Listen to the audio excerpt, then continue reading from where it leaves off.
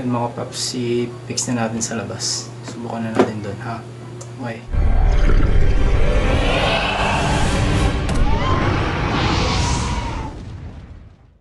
Hi guys, Koiti again. Welcome back sa akin channel. Kung bago ka lang sa channel ko, huwag mo kalimutang mag-subscribe. Click mo na rin yung notification bell para mas updated ka sa mga bagong video ang i-upload ko. Bali ngayon guys, ang gagawin natin ngayon is magde-DIY tayo ng Toothless na Sequential turn signal para sa ating version 4 na setup. So ano pang hinihintay natin guys, stay tuned. Sana nakasubscribe ka para ma-avail mo yung mga discount natin. Kaya simulan natin.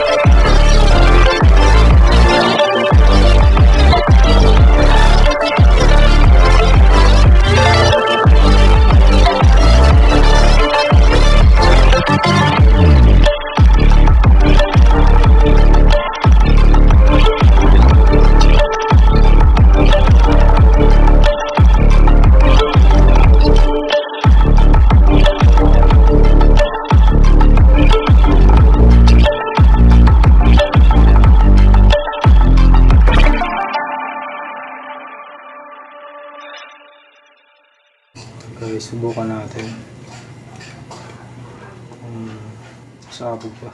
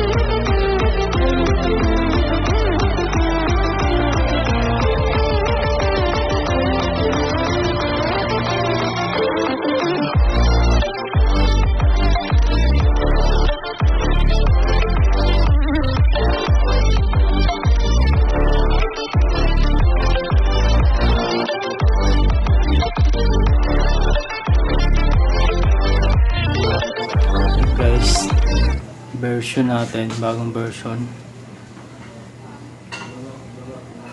Version 4, Toothless, Sequential. Bali, fix muna natin mga paps, no? Tapos, saka natin subukan sa labas. Okay.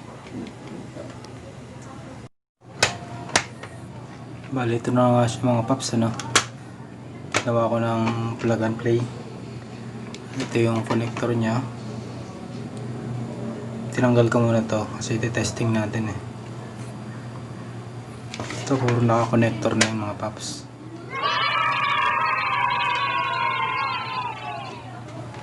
Ito yung module. Ginawa natin DIY. Paano natin yan?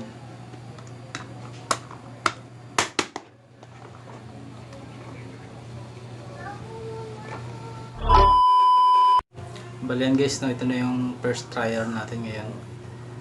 Mamaya sa labas na natin isubukan yung final. Ngayon testing muna natin dito.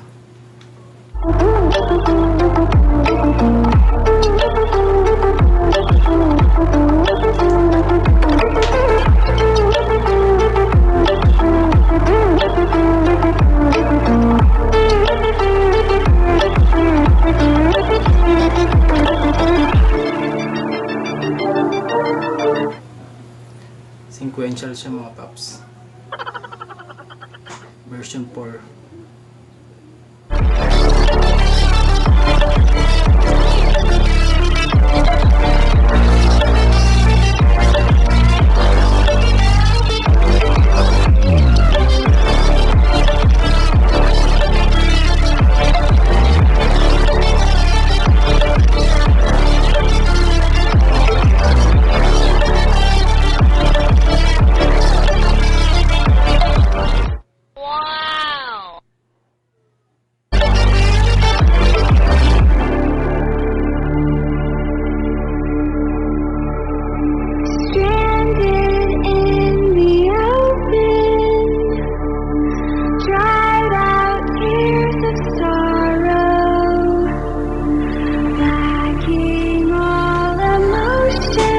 Mga paps, i-fix na natin sa labas. Subukan na natin doon, ha?